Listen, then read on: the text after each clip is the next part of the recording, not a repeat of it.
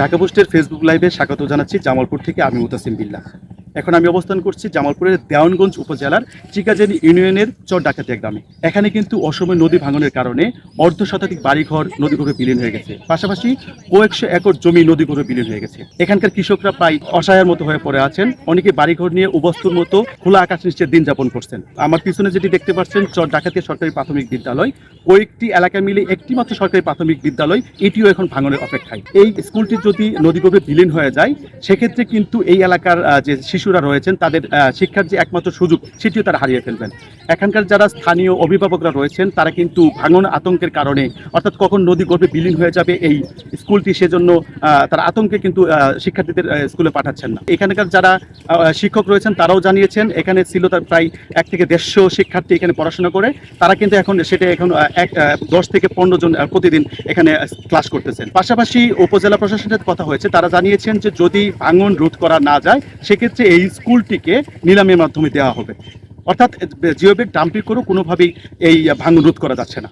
আবার অন্যদিকে কিন্তু এখানকার যারা স্থানীয়রা রয়েছেন যাদের পূর্বপুরুষদের স্মৃতির চিহ্ন রয়েছে, অর্থাৎ তাদের পূর্বপুরুষদের কবরস্থান, সেটি কিন্তু ভাঙনের ভেঙে যাওয়ার কারণে তাদের একদম তাদের মন থেকে শুরু করে সবকিছুতে তারা আবেগ আপ্লুত হয়ে গেছেন। অর্থাৎ সামনে তারা কি করবেন, অর্থনৈতিক অবস্থা কি হবে তাদের, এবং তাদের জীবনযাত্রা কোথায় গিয়ে পৌঁছবেন, এখন তারা সেটি অনিশ্চয়তা দেখা দিয়েছে। রোজার থেকে যমুনা নদী ভাঙন শুরু হয়েছে, এখনো অল্প অল্প করে ভাঙতেছে।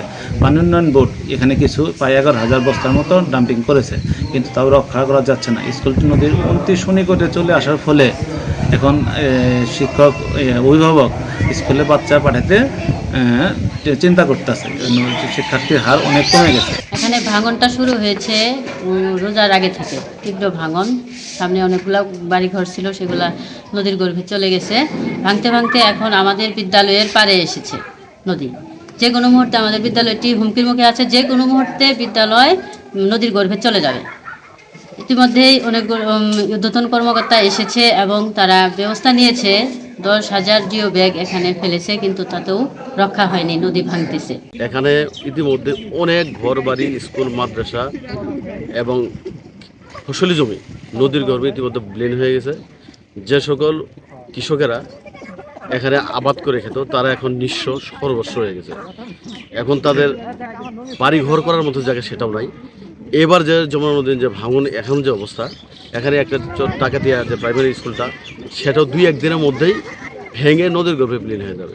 তো এখানে পড়ালেখার যে অবস্থা, এই স্কুলটাই একমাত্র আছে। এই স্কুলটা যদি ভেঙে নদীর গর্ভে বিলীন হয়ে যায় তাহলে এখানে অনেক ছাত্রছাত্রী আছে, তাদের লেখাপড়ার অস্তিত্ব ধ্বংস হয়ে যাবে।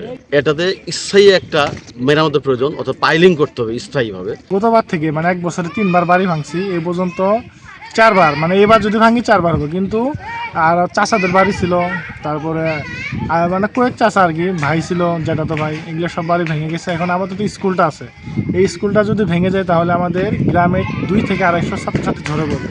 ঝরে পড়া একদম নিশ্চয় হতে পারে। কিন্ডারগার্টেন স্কুলগুলো পড়ালেখা করাতে তো অনেক খরচ হয়।